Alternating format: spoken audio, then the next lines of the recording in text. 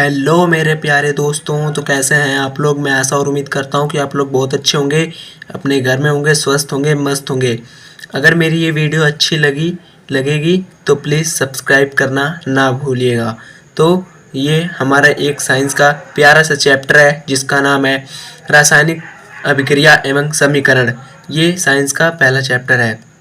इसका मैंने पार्ट 1 करवा दिया है और ये है पार्ट 2। तो आइए इसे पढ़ते हैं। ऊष्मा से शोषी अभिक्रिया ऐसी अभिक्रिया जिसमें ऊष्मा अवशोषित होती है उसे ऊष्मा शोषी अभिक्रिया कहते हैं।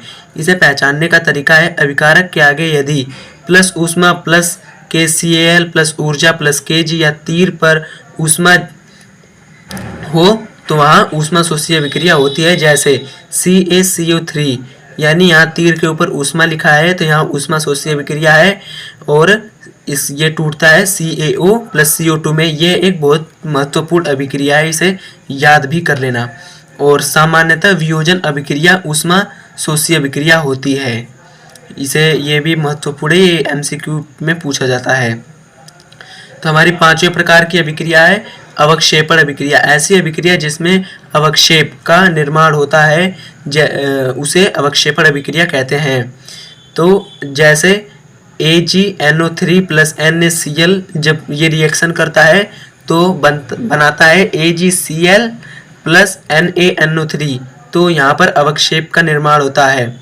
और अवक्षेपण अभिक्रिया पहचानने का तरीका होता है, उसमें अवक्षेपण जैसे तीर का जो निशान होता है वो नीचे की साइड होता है, तो वहाँ पर अवक्षेपण अभिक्रिया होती है।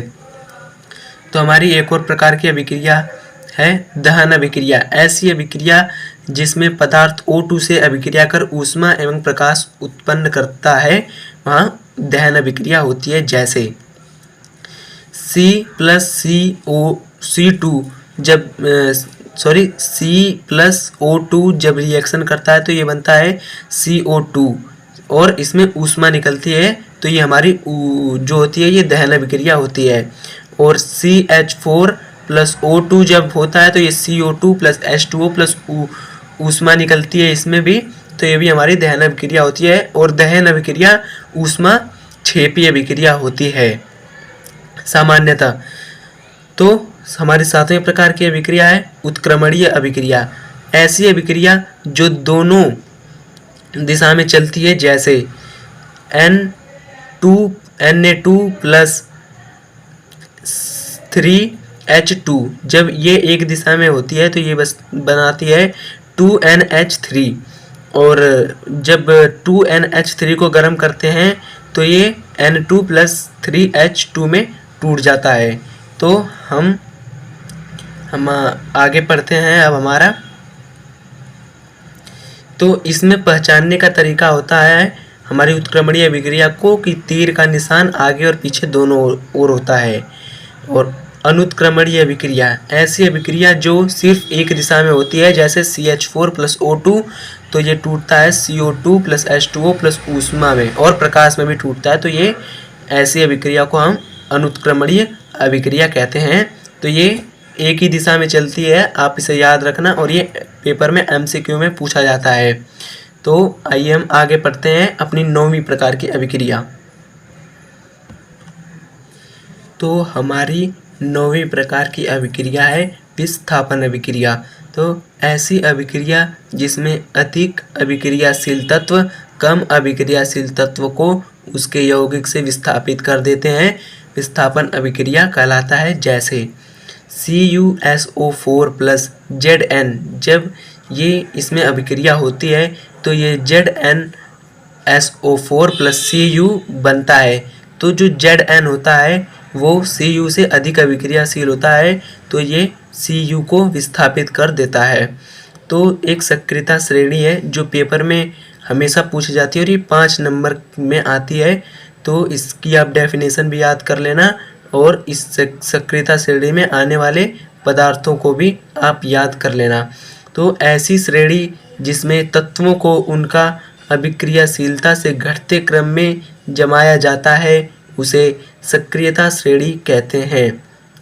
तो हमारे अभिक्रियाशील पदार्थ हैं जैसे Li, फिर उससे कम K, फिर उससे कम Na, फिर उससे कम Ca, फिर उससे कम Mg, फिर उससे कम Al, फिर उससे कम Zn, फिर उससे कम Cr, फिर उससे कम Fe, फिर उससे कम Sn, फिर उससे कम Pb, फिर उससे कम H, फिर उससे कम Cu, फिर उससे कम Ag।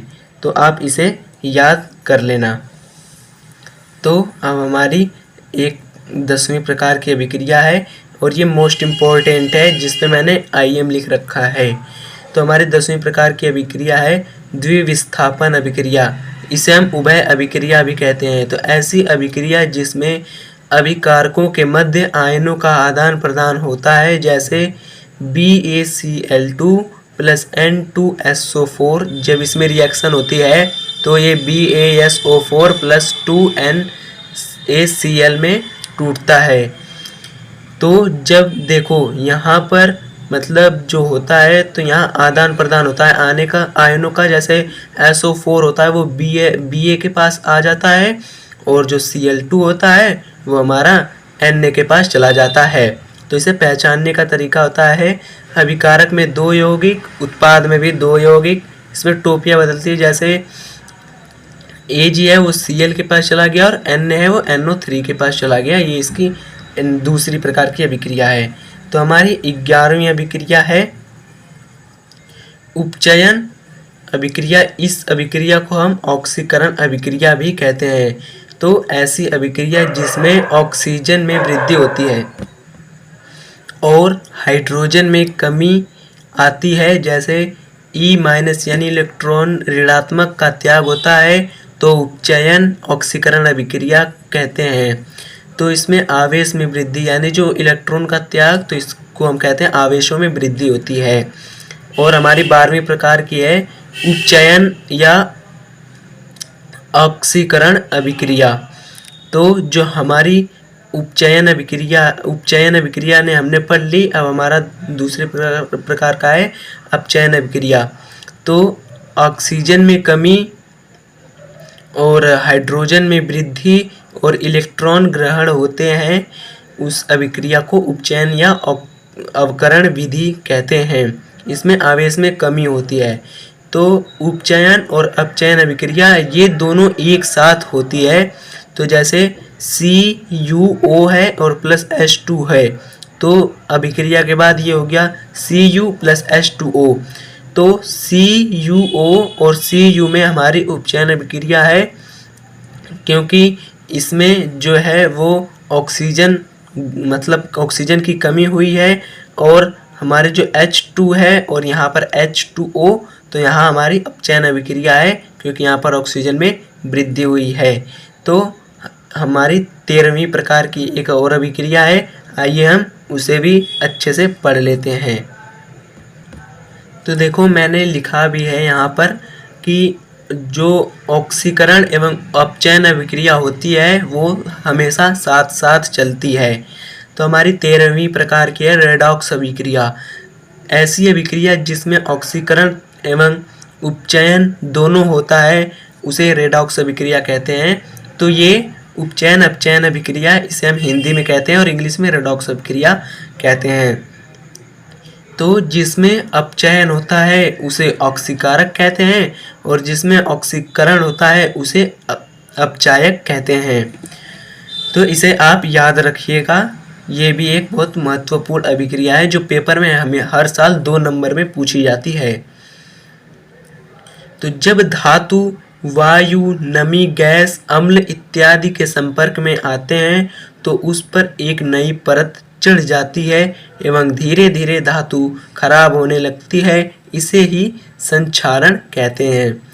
तो ये भी पेपर में बहुत महत्वपूर्ण भूमिका निभाता है और ये पेपर में 2 नंबर में आता है और इसके एग्जाम्पल भी आते हैं। तो इसका पहला एग्जाम्पल है लोहे का। तो लोहे का जो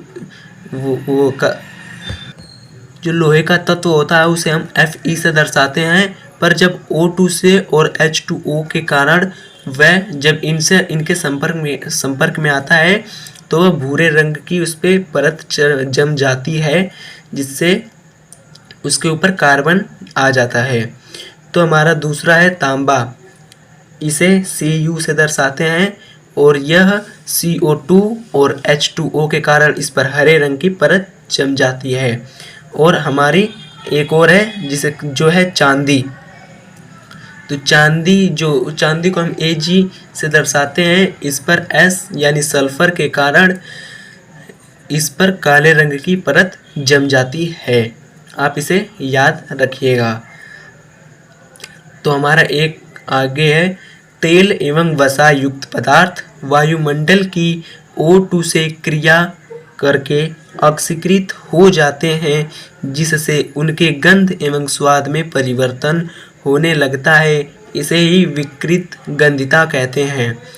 तो ये जो हमारे वायुमंडल की गैस है O2 है, तो जब हम किसी चीज़ को खुले में रख देते हैं तो वो जो पदार्थ होता है तो वह O2 से अभिक्रिया करके ऑक्सीकृत हो जाता है, जिसके कारण वह उसमें गंध आने लगती है और उसके स्वाद में परिवर्तन होने लगता है।